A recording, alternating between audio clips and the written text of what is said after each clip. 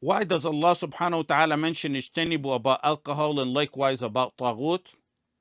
But wala taqrabu for zina, are they synonymous or is one more severe than the other? This goes back to a discussion among the linguistic ulama pertaining to the issue of whether there is synonymous terms in the Quran. Some said there's some synonymous terms in the Quran, meaning there's words in the Quran that have the same meaning as other words. And therefore, terms like this, wala taqrabu and ixhtenibu, they could have the same exact identical meaning. Some ulama said, and this is pertaining to the Quran specifically, they said there's always a fine line between the terms that appear to be synonymous. According to them, there's a delicate, distinguished, special meaning that differentiates words that appear to be synonymous in the Quran. Ibn Taymiyyah rahimahullah ta'ala seemed to agree with the other opinion because he said synonymous terms in the Quran are either rare or non-existent. Here he's asking about wala taqrabu and ixhtenibu. Both la taqrabu and ixhtenibu are synonymous and they mean to shun, they mean to avoid, don't go near.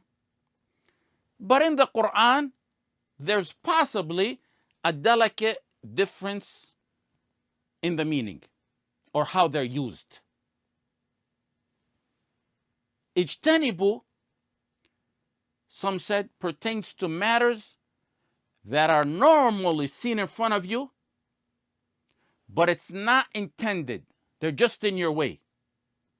For example, someone's heading to the masjid.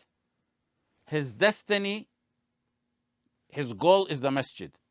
But there's speed bumps on the way that he needs to avoid. Speed bumps that he needs to get away from. He intended the masjid, not the speed bumps, but he needs to avoid those speed bumps. Ixhtenibu usually comes in the context of what's moral or intangible. It's usually not in the context of being limited to a specific place. It's usually not restricted to time, nor does it have a reason. Let's take an example that will clear that up. He mentioned about tagut. وَلَقَدْ بَعَثْنَا فِي كُلِّ أُمَّةٍ رَسُولًا أَنْ اعْبُدُوا اللَّهَ وَاجْتَنِبُوا الطَّاغُوتَ.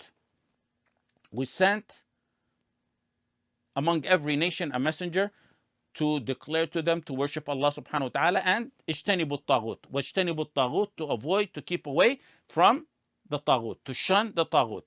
Based on what we said earlier, let's apply it here. Worshipping the tagut is intangible, it's spiritual. It's not limited to a certain specific place. It's not restricted to a time, nor is there a reason in the verse. It's prohibited at all times and all places. La taqrabu now, wala taqrabu, is not like the unintended speed bumps on the way to the masjid in the previous example, in the previous term, ixhtenibu. It's generally referring to matters one purposely goes for. Wala taqrabu usually comes in the context of referring to material things, things with a place of existence or something similar in nature to that.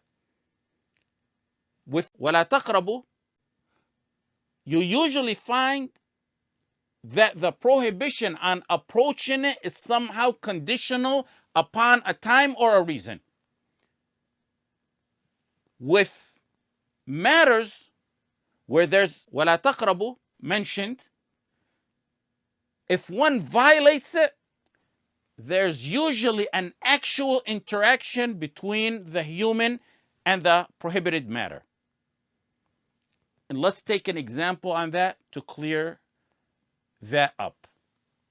Allah subhanahu wa ta'ala said, وَلَا تَقْرَبَ هَذِهِ الشَّجَرَةِ, pertaining to Adam alayhi salam. وَلَا تَقْرَبَ هَذِهِ الشَّجَرَةِ فَتَكُونَ مِنَ الظَّالِمِينَ. Don't go near the tree, otherwise you'll be among the ظالمين, the wrongdoers. So based on what we just said, the tree that's deterred from is something material.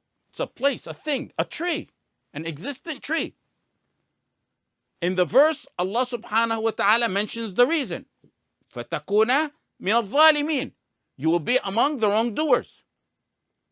The interaction between the human and the matter that's deterred from is eaten from the tree.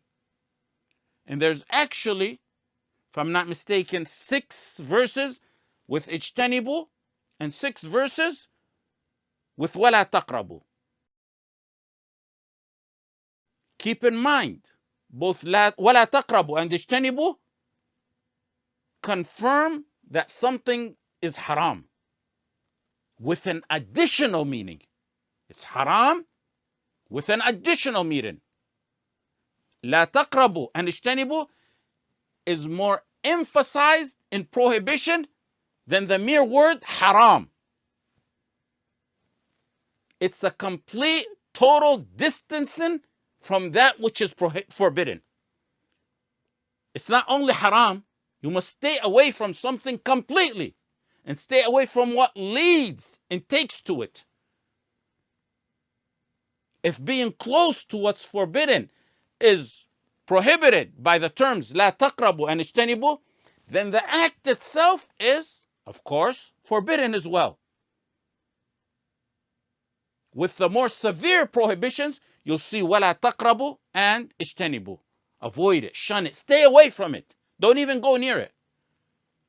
Ixhtenibu and لا تقربوا have a meaning above the meaning of haram, with the delicate linguistic difference between each of those terms as we mentioned.